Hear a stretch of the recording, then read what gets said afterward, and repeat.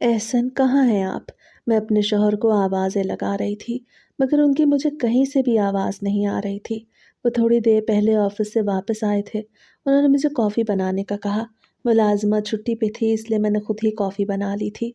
बड़ी मुश्किल से मैंने उनके लिए कॉफ़ी बनाई थी क्योंकि मुझे काम की आदत नहीं थी। जब से 2 मुलाज़िमीन घर पे आ रही थीं तो मुझे एक भी काम नहीं करना पड़ता था और अब ना जाने वो कहाँ चले गए थे। और कॉफ़ी का मग मैं हाथ में लिए हर कमरा घूम रही थी, मगर वो मुझे कहीं पे भी दिखाई नहीं दे रहे थे। आखिरकार थक-हार के मैं ड्राइंग रूम में बैठ गई और कॉफ़ी का मग अपने लबों से लगा लिया। मैं कॉफ़ी पीने लगी थी। मैंने कॉफ़ी का जायका चखा तो मुझे कुछ ख़ास पसंद नहीं आया। अब तो मेरे हाथ का जायका भी जाने लगा था। जब से मेरी एहसन से शादी हुई थी तो मैं ज़िंदगी में पहले से ज़्यादा बदल चुकी थी। ये बात नहीं थी कि मेरा मैका गरीब था और मैंने वहाँ पे कोई गुर्बत देखी थी, मगर एहसन तो हमसे भी ज़्यादा अमीर थे। अपने मैके में भी काम ज़्यादा नहीं करती थी मैं। वहाँ पे भी मुलाज़िमा थी, लेकिन अम्मी उसकी थोड़ी बहुत मदद करवाती थीं। लेकिन जब से मैं यहाँ पे आई थी तो मुझे इधर से उधर एक ग्लास भी नहीं रखना पड़ता था। और जब से एहसन ने एक के साथ दूसरे मुलाज़िमा रखती थी तो बस मैं तो सारा दिन बैठी ही रहती थी या फिर दोस्तों के साथ पार्टीज़ में गुम रहती थी। मैंने थोड़ी-सी कॉफ़ी पी और फिर मग रख लिया। मैंने देखा कि एहसन सीढ़ियाँ उतरते हुए नीचे आ रहे थे। वो शायद ऊपर वाली मंज़िल पे गए थे। मैंने तो बस नीचे वाले कमरे ही देखे थे। वो एक बहुत बड़ा बंगला था जहाँ पर हम सिर्फ़ और सिर्फ़ 2 मियाँ-बीवी रहते थे। मेरी सास थी, लेकिन जब से मेरी शादी हुई थी वो अपने दूसरे बेटे के घर चली गई थी। उन्हें अपने पोता-पोती की याद आती थी, इसीलिए ही वो वहाँ पे चली गई थी और उन्होंने 2-3 माह बाद वापस आना था। मेरी शादी के बाद उन्होंने 1 हफ्ता इस घर में गुज़ारा और अब मेरी शादी को 2 माह हो चुके थे। लेकिन अभी भी उनके वापस आने का कोई इरादा नहीं था। ऐसा नीचे आ चुके थे, कॉफ़ी का आधा मग देख के शरारत भरी निगाहों से मेरी तरफ देखने लगे। "बीनश, तुमने कॉफ़ी पी है क्या?" उन्होंने कहा तो मैंने मुस्कुराते हुए इस बात में सर हिला दिया। "लेकिन आप मत पिएँ।" मैंने कहा तो वो हैरान होके मुझे देखने लगे। "मैं क्यों ना पीऊँ? तुम मेरी बीवी हो, तुम्हारा जूठा पीना मुझे पसंद है।" वो समझ रहे थे कि मैं उन्हें अपना जूठा पीने से मना कर रही हूँ। उन्हें क्या पता था कि मैं बदमज़ा कॉफ़ी उन्हें नहीं पिलाना चाहती थी। वो मेरी मोहब्बत थे। अब तो मेरे शौहर भी थे, तो मैं उन्हें इतनी गंदी कॉफ़ी कैसे पीने दे सकती थी? वो दरअसल इसमें ना नमक चला गया था। गलती से। मैं आपके लिए दूसरी बना देती हूँ। मैंने कॉफ़ी का मग उठाते हुए कहा तो वो हैरान नज़रों से देखते बोले, तो फिर तुमने कैसे पी? उनकी बात सुन के मैं वहाँ से भाग गई। वो मेरे पीछे आ गए। हमारी शादी को 2 माह हो चुके थे, लेकिन हम दोनों की हरकतें ऐसी थीं कि जैसे हम कोई छोटे बच्चे हों। वो मेरा बहुत ज़्यादा ख़्याल रखते थे। हम एक-दूसरे से मोहब्बत करते थे। हमारी लव मैरिज थी और अब हम इतने बड़े बंगले में अकेले थे तो हमारी शरारतें उभर-उभर के सामने आ रही थीं। वो भाग के मेरे पीछे आ गए थे। मैं किचन का दरवाज़ा बंद करने लगी, लेकिन उन्होंने दरवाज़ा खोल दिया। मेरे हाथ में कॉफ़ी का मग था जिसे मैं दूसरे हाथ से छुपाने की कोशिश कर रही थी। "बिनेश, क्या हुआ? आखिर क्या है इस कॉफ़ी में जो तुमने पी ली और मुझे नहीं पीने दे रही?" वो वाक़ई में बहुत ज़्यादा तजस्सुस में थे। "कुछ नहीं है यार, कुछ नहीं है। इसमें बस अच्छी नहीं बनी, इसलिए मैं अपनी बेइज़्ज़ती नहीं करवाना चाहती और आपको पीने के लिए नहीं दे रही।" मैंने सच उगल दिया। अब मुझे कोई राह फरार नज़र नहीं आ रही थी। वो मेरे बिल्कुल पास खड़े थे। मेरी इस बात पर वो पेट पे हाथ रख के हँसने लगे। "बीनेश, ये भी कोई बात है? तुम्हारे हाथ से बने हुए करेले जब मैं खा गया था, तो फिर ये कॉफ़ी क्यों नहीं पी सकता?" मैंने उनके लिए करेले बनाए थे, वो भी कीमा भर के।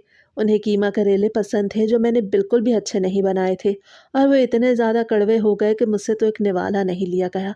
लेकिन उन्होंने मेरी मोहब्बत में खा लिए। मैंने कॉफ़ी का मग एक तरफ रखा और उनके सीने पे अपना सर रख दिया। "एहसन, आप मेरी ज़िंदगी का कुल सरमाया हैं। अगर आप मेरी ज़िंदगी में ना होते तो शायद आज मैं इतनी खुश ना होती।" मैं उनके सीने पे सर रखे प्यार भरे लहजे में कह रही थी। मेरा मन भर आया था। वो मुझसे बहुत ज़्यादा प्यार करते थे और सबसे बड़ी बात कि इज़्ज़त करते थे। प्यार में इज़्ज़त बहुत ज़रूरी होती है। कुछ लोग समझते हैं कि बस बीवी को प्यार दे दिया यही काफ़ी है। 2-4 लोगों के सामने उसे बुरा भला कर दिया, इसको कोई अहमियत नहीं देते। लेकिन ऐसे में उसे बिल्कुल नहीं थे। वो मोहब्बत के साथ-साथ इज़्ज़त भी करते थे। इसी वजह से ही मैं दिन-ब-दिन निखरती जा रही थी। मेरी दोस्तें भी कहती थी कि बीनिश, तुम क्या इस्तेमाल कर रही हो? उन्हें मैं क्या बताती कि जब एक औरत अपने पसंदीदा मर्द के पास मोहब्बत और इज़्ज़त के दामन में पलती है तो फिर वो ऐसे ही निखर जाती है जैसे मैं निखर रही थी। انہوں نے مجھ سے کہا کہ میں کتنا خوش ہوں تم جانتی نہیں، میں تم سے بھی زیادہ خوش ہوں۔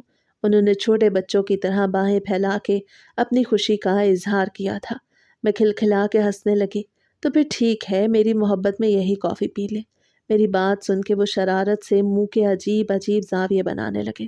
نہیں بھائی، یہ کافی میں نہیں پی سکتا، تمہیں تو پتا ہے مجھے اچھی والی اسٹرانگ کافی پسند ہے، آؤ میں تمہیں کافی بنانا سکھاتا ہوں۔ انہوں نے میرا ہاتھ پکڑا اور مجھے ایک طرف لے گئے جہاں پر خانوں میں سامان رکھا ہوا تھا۔ وہ اوپری کیبنٹس کھول کر کافی اور دوسری چیزیں نکال رہے تھے، اور پھر انہوں نے میرے سامنے کافی بنائی، اور جب میں نے وہ کافی پی تو بس میں واہ واہ کرتی رہ گئی۔ واقعی میں ان کے ہاتھ میں تو مجھ سے بھی زیادہ ذائقہ تھا، حالانکہ میں عورت تھی اور وہ مرد، لیکن وہ کہہ رہے تھے کہ انہوں نے اپنی زندگی کے 3 سال امریکہ میں گزارے، وہاں پر وہ اپنا سارا کام خود ہی کرتے، وہاں پر ملازمہ کی سہولت بہت کم ہوتی ہے یا پھر ہوتی ہی نہیں، اسی لیے انہیں کھانا بنانے بھی آتے تھے۔ ان کے منہ سے یہ سب سن کے تو میں حیران رہ گئی۔ چلے پھر ٹھیک ہے، آج رات کا کھانا آپ نے بنانا ہے۔ عصر کا وقت ہو چکا تھا، میں نے رات کے کھانے کے بارے میں ابھی کچھ نہیں سوچا تھا۔ ملازمہ آج صبح بھی نہیں آئی تھی، صبح بھی وہ ناشتہ باہر سے ہی لائے تھے، اور اب میں انہیں کھانا بنانے کا کہہ رہی تھی۔ جو حکم میرے سرکار، پہلے یہ کافی پی لیں۔ انہوں نے سینے پہ ہاتھ رکھتے ہوئے کہا تو میں مسکرا کے رہ گئی۔ پھر ہم دونوں ڈرائنگ روم میں آ کے بیٹھ گئے۔ شام ڈھلنے لگی تھی، پرندوں کی چہچہاہٹ ہمیں اندر تک سنائی دے رہی تھی۔ احسن کا چہرہ دیکھ دیکھ کے میں جیتی تھی، اور انہیں دیکھ کے ہی مجھے سانس آتا تھا۔ شاید نکاح میں اتنی طاقت ہوتی ہے کہ دو دل یکجان ہو جاتے ہیں۔ پہلے بھی میں ان سے محبت کرتی تھی، لیکن ہم نے کبھی بھی اپنی لمٹس کراس نہیں کی تھی، اور نہ ہی کبھی شادی سے پہلے ایک دوسرے سے ملے تھے۔ ہمیشہ میسج پہ ہی بات کرتے، یونیورسٹی میں بھی ہم ایک دوسرے سے دور دور رہتے۔ اچھا نہیں لگتا تھا کہ یوں سب لوگوں کے سامنے ایسے ہی پھرتے رہیں۔ حالانکہ یونیورسٹی میں لڑکے لڑکیاں ایک دوسرے کے ہاتھوں میں ہاتھ ڈال کے گھومتے پھرتے تھے، لیکن ہم دونوں کی سوچ ایک جیسی تھی، اور ہم دونوں کو یہ سب پسند نہیں تھا۔ ہم دونوں کی عادات بہت ملتی تھی، لیکن میری ایک بہت بری عادت تھی جسے میں چھوڑے نہیں چھوڑ سکتی تھی۔ میرے پاس دنیا جہاں کی ہر چیز تھی، ابا نے بھی مجھے کبھی کسی چیز کی کمی نہیں ہونے دی۔ ہر وقت میرا اکاؤنٹ بھرا رہتا، اور میرے پاس دنیا جہان کی ہر نعمت ہوتی تھی، اور اب احسن بھی میرے اوپر کوئی کمی نہیں چھوڑتے تھے۔ لیکن پھر بھی مجھے چوری کی عادت تھی۔ شاید یہ بچپن سے تھی یا پھر درمیانی عمر سے لگ گئی۔ پہلے شروع میں شرارتیں کیا کرتی تھی۔ اس وقت مجھے لگتا تھا کہ میں شرارت کر رہی ہوں، لوگوں کو تنگ کر رہی ہوں، لیکن پھر آہستہ آہستہ میری عادت پختہ ہو گئی، اور اب جب کہ میں ایک شادی شدہ عورت تھی، پھر بھی میری یہ عادت ختم نہیں ہوئی تھی۔ کل بھی میں ایک ہوٹل میں گئی تھی، اور وہاں پر پیزا کھانے کے بعد دم دبا کے بھاگ آئی۔ میں نے بل ادا نہیں کیا تھا۔ وہ لوگ اپنے دوسرے کسٹمرز کو ڈیل کر رہے تھے، اور مجھے کسی نے بھی نہیں روکا تھا۔ یہ بھی ایک قسم کی چوری ہی تھی، کیونکہ میں نے ان کے پیسے ادا نہیں کیے تھے۔ میرے پاس چوری کی بہت ساری چیزیں تھیں، سینڈلز، بیگ، زیور، میرے پاس ہر چیز تھی۔ میرا جویلری باکس تو چوری کی چیزوں سے بھرا ہوا تھا، زیادہ تر آرٹیفیشل تھی، ایک دو سونے کی چیز بھی تھی۔ آج تک میں پکڑی نہیں گئی، اس لیے ہی میرا جگر بڑھ گیا تھا، اور اب میں سوچ رہی تھی کہ میں شاپ پہ جاؤں جس کی آن لائن میں نے بڑی چرچا سنی تھی۔ وہاں پر بڑے اچھے اچھے زیورات تھے، اور تھی بھی گولڈ جویلری، لیکن مجھے 2-3 دن سے وقت ہی نہیں مل رہا تھا۔ کافی پینے کے بعد ہم تھوڑی دیر وہیں پہ بیٹھے باتیں کرتے رہے، اور پھر ہم دونوں کچن میں آ گئے۔ احسن میری پسند سے آلو مٹر والا پلاؤ بنانے لگے تھے۔ وہ تو کہہ رہے تھے کہ بریانی بناتے ہیں، لیکن مجھے آلو مٹر والا پلاؤ بہت زیادہ پسند تھا۔ وہ میری پسند کی ہر چیز بنا رہے تھے، میں انہیں سامان پکڑا رہی تھی، اور وہ کام کرتے جا رہے تھے۔ پہلے مجھے بھی کوکنگ کا شوق ہوتا تھا، اور کبھی کبھار گھر پہ کوئی اچھی سی ڈش بنا بھی لیتی تھی، لیکن اب میں کوکنگ نہیں کرتی تھی۔ جب آرام ہو تو پھر انسان کیوں کام کرے؟ لیکن احسن ایسے نہیں تھے، وہ کبھی کبھار اپنے لیے کچھ نہ کچھ بنا لیتے۔ وہ کہتے تھے کہ مجھے ہر چیز بنانی آتی ہے، اور بنانے کا دل بھی کرتا ہے۔ شاید ان کے اندر کوئی ماسٹر شیف چھپا ہوا تھا۔ ویسے تو وہ ایک بزنس مین تھے، اور اپنا اتنا بڑا بزنس امپائر خود سنبھال رہے تھے۔ ان کے بھائی کا بھی بزنس تھا، لیکن لاہور میں، اور ہم لوگ تو کراچی میں رہتے تھے۔ اور آخر کار میری فرمائش پر آلو مٹر کا پلاؤ بن گیا، اور ساتھ میں انہوں نے کسٹرڈ بھی بنا دیا، جو ہم دونوں نے مزے لے کے کھایا۔ اور پھر جب رات ہوئی تو ہم بیڈ روم میں آ گئے۔ میں موبائل پہ ریلز دیکھ رہی تھی، تب اچانک ایک ایڈریس پر میری نظر پڑی۔ اس کی لوکیشن لاہور کی آ رہی تھی۔ میرا دل مچل اٹھا کہ میں یہ ڈریس ہر حال میں لینا چاہتی ہوں، اور وہ بھی چوری کر کے۔ एहसन मेरे करीब ही बैठे थे। एहसन, आपसे एक बात कहूँ? मैंने कहा तो वो इस बात में सर हिला गए। वो बुक पढ़ रहे थे। एहसन, अम्मी से मिले हुए इतना अरसा हो गया। मैं तो कहती हूँ कि हम भैया के घर चलते हैं, वहाँ पर उनसे भी मुलाकात हो जाएगी और अम्मी से भी मिल लेंगे। मैंने कहा तो वो मुस्कुराते हुए कहने लगे कि मैं भी कुछ दिनों से यही सोच रहा था। ये अच्छा ख्याल है। फिर कब चलना है? उन्होंने कहा तो मैंने कहा, जैसे आपकी मर्जी। आप कहें तो कल चलते हैं। तो फिर वो भी मान गए। वैसे भी वो किसी के यहाँ काम तो नहीं करते थे कि उन्हें छुट्टी की फिक्र होती। वो अपने ही ऑफिस में काम करते थे। इसीलिए कल का इरादा बन गया और फिर अगली सुबह हम पैकिंग करके लाहौर के लिए रवाना हो गए। मैं बहुत ज़्यादा एक्साइटेड थी, वो भी सिर्फ उस ड्रेस को सिर्फ अपनी आंखों के सामने देखने के लिए। हम एक हफ्ता रहने के लिए जाने वाले थे और फिर एक लंबी मुसाफत के बाद आखिरकार हम लाहौर पहुंच गए। मेरी देवरानी, उनके बच्चे और मेरी सास हमें देख के बहुत ज़्यादा खुश हो रहे थे। हमने उन्हें नहीं बताया था कि हम आने वाले हैं। हमने उन्हें सरप्राइज़ दिया था। मैं वहाँ पे जाके खुश तो थी, लेकिन सबसे ज़्यादा खुशी मुझे उस ड्रेस के लेने की थी। पहले दिन तो मैं कहीं पर नहीं गई, लेकिन अगले दिन मैंने कहा यहाँ पर मेरी एक दोस्त है, मैंने उसके घर उससे मिलने के लिए जाना है। मैंने अपनी सास और देवरानी को बताया और वहाँ से निकल आई। मेरे शौहर तो भाई के ऑफिस गए हुए थे। यहाँ पर आकर भी वो कामों में लग गए। मुझे कोई परवाह नहीं थी। मैं ड्राइवर के साथ गाड़ी में घर से बाहर निकल आई। पहले मैं एक रेस्टोरेंट गई और ड्राइवर को घर भेज दिया कि यहीं पे मेरी दोस्त आने वाली है। वो घर चला गया।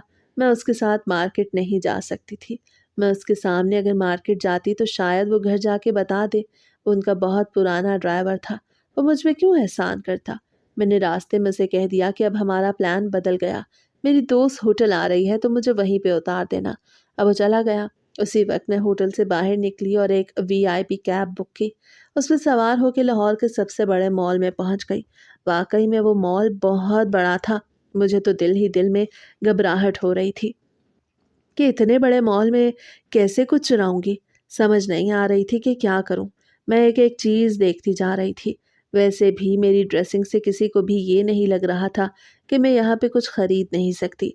अगर मैं खरीदने पे आती तो किसी पूरी दुकान को भी खरीद सकती थी, लेकिन मुझे तो चोरी करने की लत लग गई थी। मैं उस दुकान को ढूंढ रही थी।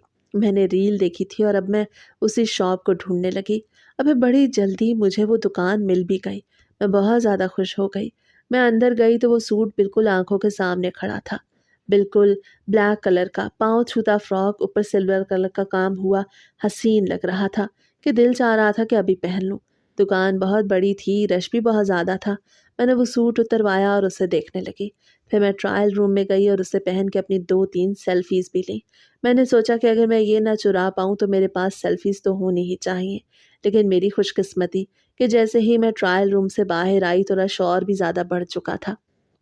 मैंने उस सूट को अपने बाजू पे डाला हुआ था। बैग भी मेरे पास था। मैंने उसी वक्त ही सूट के बैग के अंदर डाला और बड़े कॉन्फिडेंस के साथ हील के साथ टिक टिक करती हुई उस शॉप से बाहर निकल आई। मैं बाहर आ गई थी, मुझे किसी ने नहीं रोका। ये मेरे लिए बहुत बड़ी बात थी। मैं बहुत ज़्यादा खुश थी। मैं अब तेज़ तेज़ कदमों के साथ सीढ़ियाँ उतरने लगी। वो दुकान दूसरी मंजिल पे थी। अब मैं निचले पोर्शन में आ चुकी थी। अब भी मुझे घबराहट हो रही थी, दिल धक धक कर रहा था। ठंडे पसीने आ रहे थे, समझ नहीं आ रही थी कि मुझे हो क्या रहा है। शायद इतने बड़े मॉल में मैंने पहली मर्तबा चोरी की थी। ये मेरा पहला एक्सपीरियंस था जो कामयाब हो गया। मैं अपने आप को बहुत बड़ी चीज़ समझ रही थी। मैं नहीं जानती थी कि बेशक बंदा जितना भी किसी चीज़ में काबिल हो जाए, एक न एक दिन मुँह के बल ज़रूर गिरता है। लेकिन अभी मेरे साथ ऐसा कुछ नहीं हुआ था और मुझे इस चीज़ का एक्सपीरियंस भी नहीं था। अब मैं नीचे आ चुकी थी। फिर मैं मॉल के कैफेटेरिया में पहुँच गई। वहाँ पर बैठकर मैंने अच्छे से खाना खाया। वाक़ई में लाहौर का खाना बहुत ज़्यादा टेस्टी था। खाना वग़ैरह खा के मैं बाहर निकल आई और फिर कैब में ही घर पहुँच गई। मेरी देवरानी कह रही थी कि तुमने ड्राइवर को क्यों भेज दिया? ड्राइवर को रहने दिया होता। तुम अब कैब में आई हो, ये अच्छा नहीं लगता।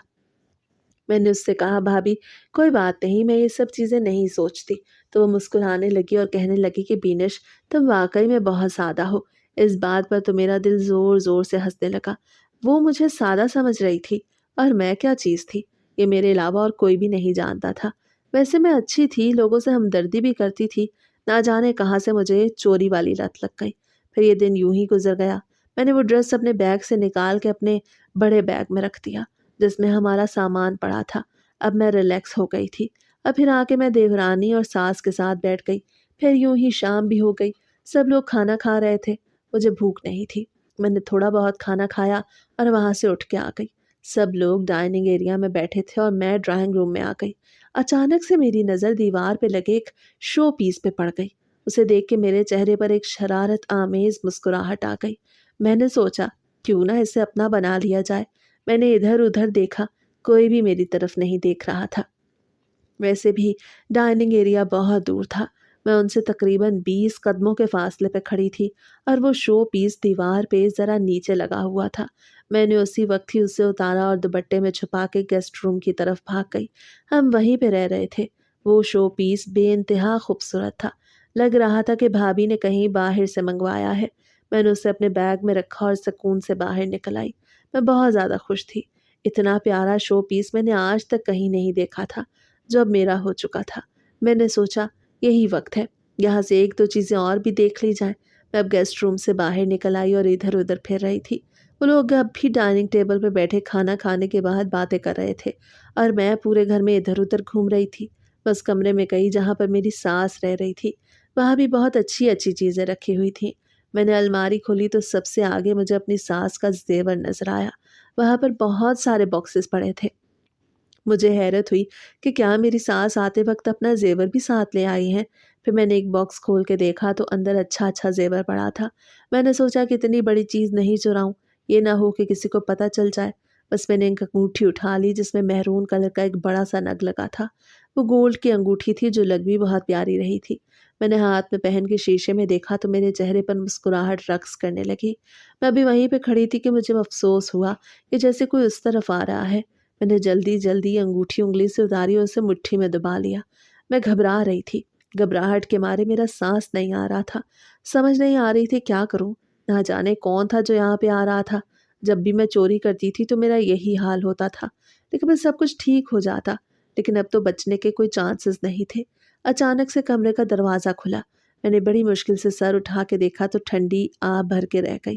وہ میری دیورانی کا 3 سالہ بیٹا تھا جو تیز تیز قدموں کے ساتھ چلتا ہوا آ رہا تھا۔ اس لیے میں نے سوچا شاید کوئی بڑا آ رہا ہے۔ میں نے اسے گود میں اٹھا لیا اور اس کے ساتھ کھیلنے لگی۔ پھر میں نے دروازہ کھولا اور باہر ادھر ادھر جھانک کے دیکھا، اب بھی کوئی ادھر نہیں دیکھ رہا تھا۔ میں اسی وقت باہر نکل آئی اور بچے کو اٹھا کے ہی گیسٹ روم میں پہنچ گئی۔ انگوٹھی کو اپنے بیگ میں ٹھکانے لگایا اور پھر باہر نکل آئی اور ان کے ساتھ آ کے بیٹھ گئی۔ میں نے سوچا آج کے لیے بس اتنا ہی کافی ہے۔ میں سب کے ساتھ باہر آ کے باتوں میں لگ گئی اور پھر یہ رات یوں ہی گزر گئی۔ اگلا دن بھی گزر گیا۔ اب ہمیں یہاں پہ رہتے ہوئے 3-4 دن ہو چکے تھے۔ اچانک سے جب میں اور احسن اپنے کمرے میں بیٹھے تھے تو اس وقت میری ساس کی زور زور سے آوازیں آنے لگ گئیں، تو احسن فوراً باہر کی طرف بھاگے اور میں ابھی ان کے ساتھ باہر کی طرف بھاگی کہ خدا نخواستہ کیا ہو گیا، کہیں وہ گر تو نہیں گئی۔ ان کے گھٹنوں میں درد رہتا تھا اور کبھی کبھار وہ گر جایا کرتی تھی۔ ہم ان کے کمرے میں آئے تو میری دیورانی اور دیور بھی وہیں پہ کھڑے تھے۔ میری ساس نے زیور کا ڈبہ نکالا ہوا تھا اور کہہ رہی تھی کہ یہاں سے انگوٹھی غائب ہے۔ جیسے ہی میں نے ساس کے منہ سے یہ سب سنا تو میں نظریں چرانے لگی۔ مجھے خوف ستانے لگا، حالانکہ مجھے کسی نے بھی نہیں دیکھا تھا کہ میں نے وہ انگوٹھی چرائی ہے۔ چور کی داڑھی میں تنکا ہوتا ہے، اس لیے میں گھبرانے لگی۔ کچھ سمجھ نہیں آ رہی تھی کہ کہاں جاؤں، وہاں سے بھاگنا بھی نہیں چاہتی تھی ورنہ کسی کو شک ہو جاتا۔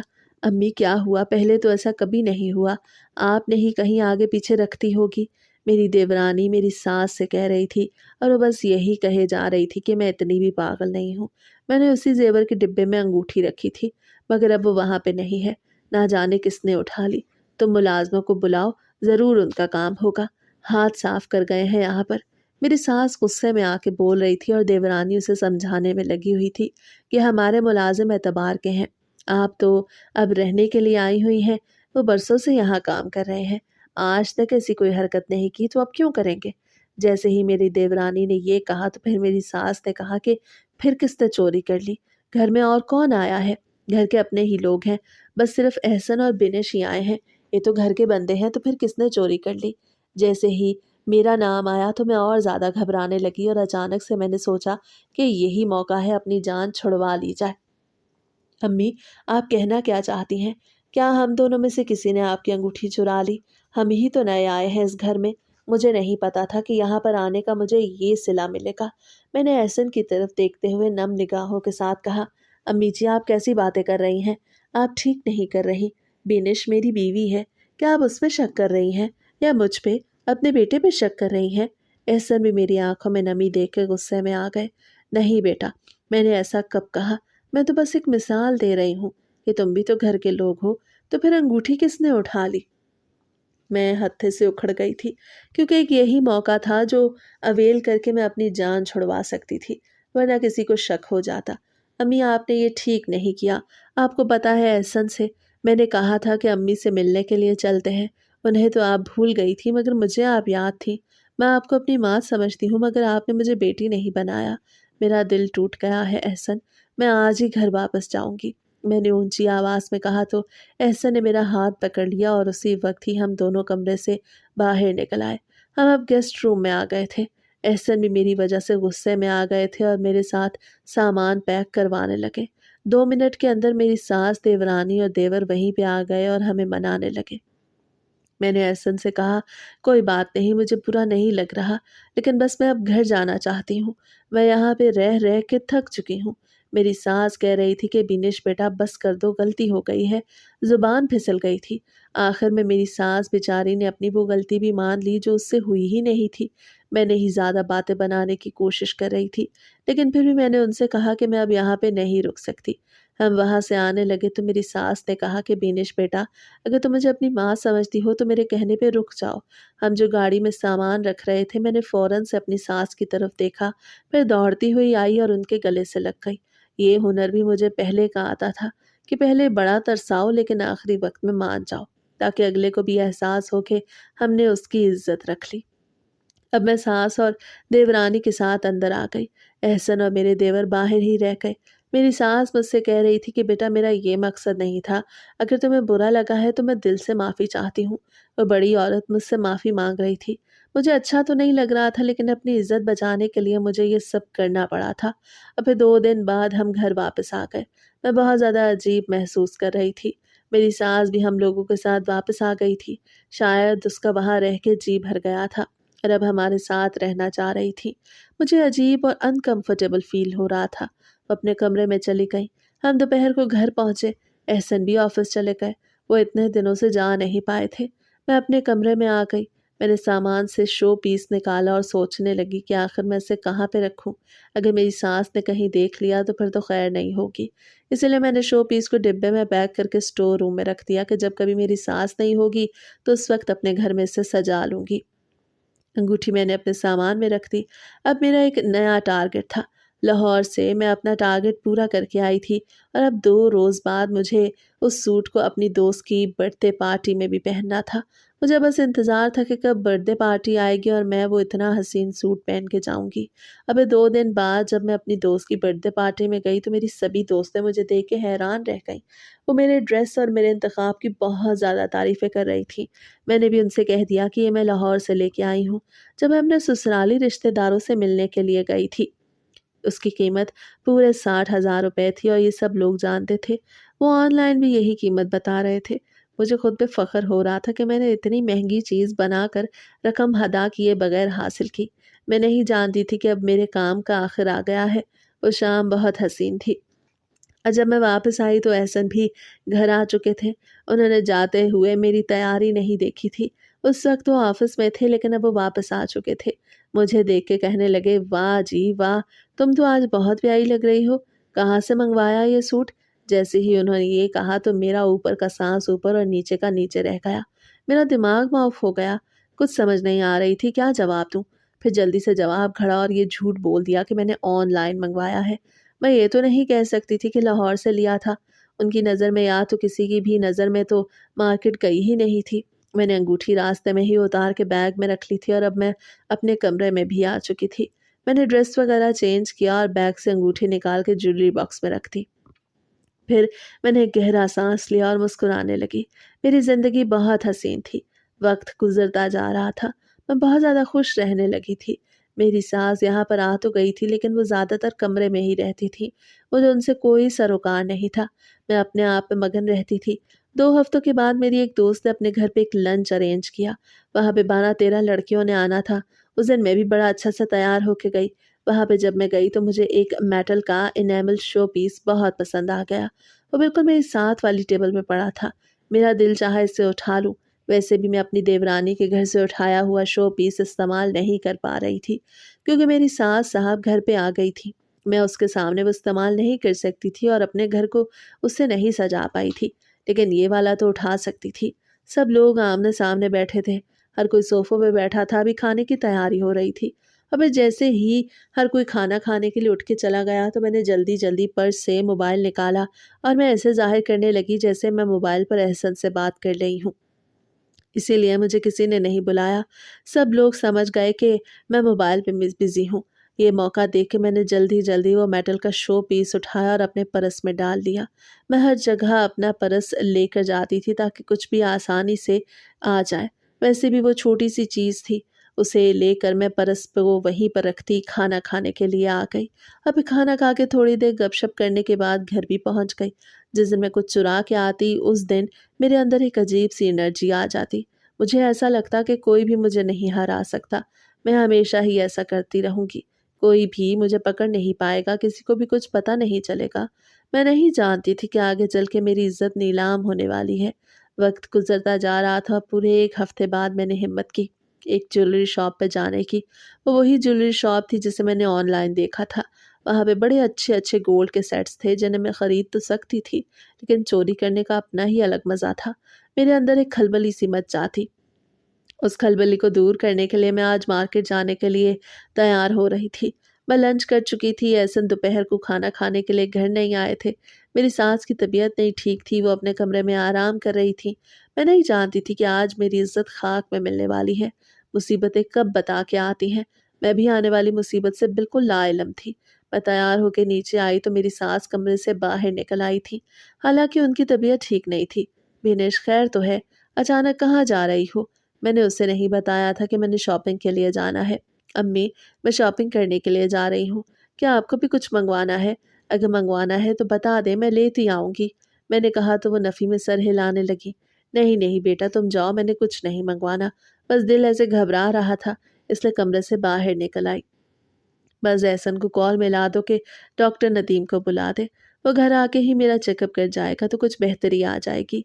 मेरी सास ने कहा तो मैंने उसी वक्त ही फर्माबरदार बहू की तरह मोबाइल निकाला और नंबर डायल करके मोबाइल उनके हवाले कर दिया ताकि वो खुद तसल्ली से बेटे को कह दें। थोड़ी देर बाद उन्होंने बेटे से बात कर ली और फिर मैं मोबाइल लेके बाहर निकल आई। ड्राइवर के साथ ही मार्केट आई थी। पहले मैं इधर उधर फिरती रही और कुछ चीज़ें भी खरीद लीं जहाँ पे चोरी करना मुमकिन नहीं था, और वैसे भी मैं हर चीज़ थोड़ी चोरी कर लेती थी। अक्सर औक़ात चीज़ें खुद ही खरीदती थी और बहुत सारी चीज़ें चोरी भी कर लेती। शॉपिंग मुकम्मल करने के बाद मैं उस शॉप में बड़े एटीट्यूड के साथ गई। मैं नहीं जानती थी कि आज मेरा पोल खुलने वाला है। मैंने बड़ी फुर्तीली के साथ वहाँ से गोल्ड का सेट उठा के अपने सीने के आगे वाले कपड़े में छुपा दिया। वो कोई भी नहीं देख सकता था। वहाँ की तलाशी कोई नहीं लेता था। मैं बड़े कॉन्फिडेंस के साथ इधर-उधर फिर रही थी और बाकी सामान बड़ी खुद-एतमादी के साथ देख रही थी। मैं नहीं जानती थी कि दुकानदार मुझे देख चुका है, बस मेरा इम्तिहान ले रहा है। मैं इधर-उधर फिर रही थी और उसे नई-नई चीज़ें और ज़ेवरात निकालने का कह रही थी। वो मेरे कहने पे हर चीज़ दिखाता जा रहा था। जब मैंने उससे कहा कि मुझे कुछ पसंद नहीं आया, मैंने नहीं खरीदना, मैं वहाँ से जाने लगी तो उसने मुझे आवाज़ दे के रोक लिया। 2 मर्द और भी थे जो शायद थोड़ी देर पहले ही ज़ोहर की नमाज़ अदा करने के लिए चले गए थे, इसलिए वो अकेला ही खड़ा था।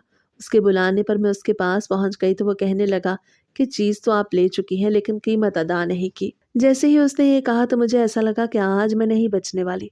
दिमाग ठीक है तुम्हारा? क्या बकवास कर रहे हो तुम? मैंने कुछ नहीं खरीदा तो किस चीज़ की कीमत अदा करूं? मैं गुस्सा कर रही थी। हमेशा से गुस्सा ही मेरा हथियार रहा था, इसलिए आज तक कोई भी मुझ तक नहीं पहुंच पाया। ज़्यादा स्मार्ट मत बनो। मैं जानता हूँ तुमने कहाँ छुपाया है। अगर नहीं छुपाया तो फिर तलाशी दो। अपनी जैसे ही उसने मेरी गर्दन के नीचे वाले हिस्से पे देखते कहा तो मैं नज़रें चुराने लगी, लेकिन फिर भी अपनी बात पे डटी रही। मुझे लग रहा था कि वैसे ही चांस मारा है। दिमाग ठीक है तुम्हारा? तुम जानते भी हो कि मैं कौन हूँ? एहसन इंडस्ट्रीज़ के बारे में जानते हो? वो मेरे शौहर की हैं। एक कॉल लगाऊंगी, पुलिस आकर तुम्हें गिरफ्तार कर लेगी, फिर बैठे रहना जेल में। ये सब सामान बेच दे। मैंने बड़े कॉन्फिडेंस के साथ कहा तो वो खिलखिला के हंसने लगा और कहने लगा, ठीक है, अगर आपको सबूत चाहिए तो फिर यूं ही ठीक है। मैं तो आपकी इज्जत रखते हुए आपको सबूत नहीं दिखा रहा था। जैसे ही उसने सबूत की बात की तो मुझे ऐसा लगा कि अभी मेरे सीने से दिल बाहर आ जाएगा। मैं थर थर कांपने लगी। सर्दी के बावजूद भी पसीने आने लगे। समझ नहीं आ रही थी कि क्या करूं। वहां से जाना भी चाहती थी और नहीं भी। देखना चाहती थी कि आखिर उसके पास ऐसा क्या सबूत है। फिर उसने सीसीटीवी फुटेज मुझे दिखाई जिसमें मैं वाज़े तौर पे वो सब करते हुए दिखाई दे रही थी और मेरा चेहरा भी वाज़े तौर पे दिखाई दे रहा था। मैं बहुत ज़्यादा घबरा गई और ये भी समझ गई कि अब मुझे यहाँ से फरार नहीं, मुझे अपनी जान बचानी थी और इज्जत भी। मुझे पुलिस के हवाले भी कर सकता था। इसी डर में ही मैंने उससे कह दिया कि मैं इसकी कीमत अदा कर देती हूँ। तो वो खिलखिला के हंसने लगा और कहने लगा कि अब तो आपकी चोरी पकड़ी गई, अब मुझे कीमत की ज़रूरत नहीं। उसके मुंह से ये सुन के मैं पहले से भी ज़्यादा परेशान हो गई। भाई साहब प्लीज़ मुझसे कीमत ले लें। अगर आप कहते हैं तो मैं इसकी डबल कीमत अदा कर देती हूँ, ये भी वापस कर देती हूँ। बस आप मुझे पुलिस के हवाले न करें। मेरी इस बात पे वो मायने खेजी के साथ देखते हुए मुस्कुराता हुआ बोला, या तो तुम जेल जाओगी या फिर मैं भी कुछ चोरी करूँगा। उसके मुंह से ये बात सुन के मुझे कुछ समझ ना आई कि वो क्या कहना चाहता है। मैं उसकी मिन्नतें करने लगी कि मुझे पुलिस के हवाले न करो तो वो कहने लगा, ठीक है, मेरे साथ चलो, फिर मैं तुम्हें जाने दूंगा। मैं अपनी इज्जत बचाने के लिए उसके साथ उसके पास गई। मैं बहुत ज़्यादा घबरा रही थी लेकिन इज्जत भी तो बचानी थी। मैं नहीं जानती थी कि यहाँ पर मैं इज्जत बचाने के लिए नहीं बल्कि सब कुछ लुटवाने आ गई। फिर ब्लैकमेल करने के बहाने वो मुझे अपने साथ ले गया और जैसे ही उसने तलाशी लेनी शुरू की तो मैं एकदम से चीख मारी और पीछे हटने लगी। अब मैं ज़मीन पे गिर चुकी थी और हाथ भी जोड़े हुए थे। मुझे यहाँ से जाने दो खुदारा, मुझे यहाँ से जाने दो, मैं एक इज़्ज़तदार औरत हूँ। मैं ये सब नहीं कर सकती, मुझे यहाँ से जाने दो। मैं एक ही बात की रट लगाए जा रही थी। अब उसके चेहरे पे कोई हंसी नहीं थी। उसने मुझसे कहा कि अगर आफियत चाहती हो तो चिल्लाना बंद करो और चुपचाप उठ के कुर्सी पे बैठो। वो इतने रोब के साथ बोल रहा था कि मैं कुर्सी पे बैठ गई। उसी वक्त ही उसने कहा कि एक ही सूरत में मैं तुम्हें यहाँ से जाने दूंगा। तो मुझे अपने शौहर का नंबर दो। तुम जैसी औरतों ने बाकी तमाम औरतों को बदनाम कर रखा है। मैं आज तुम्हारे शौहर को ये सब बता दूंगा। मैं आज तुम्हें ऐसी सज़ा दूंगा जो शायद तुम्हें किसी ने भी नहीं दी होगी। मैं जानता हूँ तुम जैसी औरतें हर वक्त ही ऐसी हरकतें करती रहती हैं, क्योंकि तुम्हारा पहली बार नहीं। जैसे ही उसने ये कहा तो मैंने उसके सामने हाथ जोड़ लिए लेकिन ज़ुबान से कुछ नहीं बोल रही थी। उससे कहा, ज़्यादा एक्टिंग करने की ज़रूरत नहीं। अगर चाहती हो कि पुलिस के हवाले ना करूँ तो शौहर का नंबर दो। मैंने कांपती ज़ुबान के साथ उसे एहसन का नंबर दिया और फिर 15 मिनट के अंदर ही एहसन वहाँ पे आ गए। उस आदमी ने एहसन को सारी बात बताई और वो फुटेज भी दिखा दी। मैं नज़रें झुकाए खड़ी थी। मैं एहसन से नज़रें मिलाने के काबिल नहीं थी। उन्होंने दुकान वाले से माजरत की और मुझसे वो सेट लेके उसके हवाले किया और मुझे बाहर ले आ गए। मैं गाड़ी में फ्रंट सीट पे उनके साथ बैठी थी। वो मेरी तरफ नहीं देख रहे थे। उनकी आंखों में नमी थी। वो गाड़ी चलाने लगे और फिर वो मुझे घर ले आए। मैं दौड़ के अपने कमरे में चली गई कि वो भी पीछे आ गए। वो कुछ नहीं बोल रहे थे और यही चीज़ मुझे मज़ीद परेशान कर रही थी। वो सोफे पे सर पकड़े बैठे थे। उनके रोने की आवाज़ मुझ तक आ रही थी। मैं भी जाके उनके कदमों में बैठ गई और उनके घुटनों पे सर रख दिया। प्लीज़ मुझे माफ़ कर दें, मुझसे गलती हो गई। ना जाने क्यों मैं ये हरकत कर बैठी। प्लीज़ मुझे माफ़ कर दें, मैं आपकी नाराज़गी मोल नहीं ले सकती। मैंने कहा तो वो मेरी तरफ देखने लगे और कहने लगे, बिनिश, मुझे तुमसे ये उम्मीद नहीं थी। मैं तो तुम्हें बड़ी अच्छी लड़की समझता था। मैं नहीं जानता था तुम एक चोर हो। जैसे ही मेरे अपने शौहर ने मुझे चोर कहा तो मेरा दिल लरस गया। मैंने उनके दोनों पाँव पे अपने दोनों हाथ रख दिए और सर भी वहीं पे टिका दिया। तो वो जल्दी जल्दी वहाँ से उठ गए और मुझे भी उठाने लगे। बिनिश, तुम क्या कर रही हो? पागल तो नहीं हो गई? वो कह रहे थे मगर मैं उनकी कोई बात नहीं सुन रही थी। जब तक आप मुझे माफ़ नहीं करेंगे मैं आपके कदमों में बैठी रहूँगी। मैं हाथ छुड़वा के दोबारा उनके कदमों में गिरने लगी तो उन्होंने मुझे सीने से लगा लिया और कहने लगे कि बिनिश, तुम मेरी मोहब्बत हो। अगर तुम मुझसे वादा करो कि तुम दोबारा ये नहीं करोगी तो मैं आज ही तुम्हें खुले दिल के साथ माफ़ कर दूँगा और ऐसे माफ़ करूँगा जैसे ये सब कभी हुआ ही नहीं। वो इतने अच्छे थे कि मुझे इतनी जल्दी माफ़ करने लगे थे। मैंने उन्हें गले से लगाया और कसम उठा कर उनसे कहा कि मैं आइंदा कभी ऐसा नहीं करूँगी और वैसे भी मुझे सबक मिल चुका था। उन्होंने मुझे माफ़ कर दिया लेकिन फिर भी आज तक मेरे दिल के अंदर एक गिल्ट था जो मुझे अंदर ही अंदर खाए जा रहा था। 2-4 माह तो मैं उनसे नज़रें ही नहीं मिला पाई। मैं उनसे दूर-दूर रहती थी। उनसे बातचीत कम कर दी थी, लेकिन आहिस्ता आहिस्ता उन्हीं के प्यार से सब कुछ ठीक होने लगा। अब हमारे 2 बेटे हैं, हमारी शादी को 12 साल हो गए हैं, बच्चे भी बड़े हो गए हैं, लेकिन मुझे नहीं लगता कि एहसन मेरी उस तरह से इज़्ज़त करते हैं जैसे पहले करते थे। उनके प्यार और इज़्ज़त में कोई कमी तो नहीं आई, बस मेरी नज़र ही अजीब तरह का देखती थी। एक मर्तबा जब इंसान किसी की आँख में गंदा हो जाए तो कभी भी दोबारा वो इज़्ज़त नहीं मिलती। अगर सामने वाला इज़्ज़त दे भी दे तो इंसान को वो इज़्ज़त महसूस नहीं होती। मेरा भी यही हाल था। एहसन ने अपनी माँ से नहीं कहा था, किसी से भी नहीं कहा। यहाँ तक कि आज तक उन्होंने दोबारा इस बात का ज़िक्र भी नहीं किया। अब हम अपनी ज़िंदगी में बहुत आगे बढ़ गए थे। बच्चे बड़े होने लगे, स्कूल जाने लगे। मेरी सास बहुत बीमार रहती थी। वो आधा-आधा दिन अपनी माँ के पास बैठे रहते, लेकिन आज तक कभी भी मेरी बदनामी नहीं करवाई थी। एहसन को देख के वाक़ई में मुझे लगता कि शौहर बीवी का मुहाफ़िज़ होता है। उन्होंने मेरी इस तरह से हिफाज़त की थी कि मुझे ना ही किसी के सामने बुरा होने दिया और मेरी आदत भी इस तरह से छूट गई। मैं रब का जितना भी शुक्र अदा करती उतना कम था। लेकिन अंदर ही अंदर कभी-कभी मुझे ये चीज़ खाने लगती थी कि एहसन अब मुझे पसंद नहीं करते। ये मेरा वहम था। मैं जानती थी वो मुझसे मोहब्बत करते हैं, लेकिन क्या करती? कभी-कभी उनकी नज़रों में खुद को बहुत ज़्यादा गिरा हुआ महसूस करती थी और इसमें मेरी सोच का कोई कसूर नहीं था। अमल ही मेरे ऐसे थे और अब ऐसी सोचें आ रही थी तो मैं क्या ही कर सकती थी।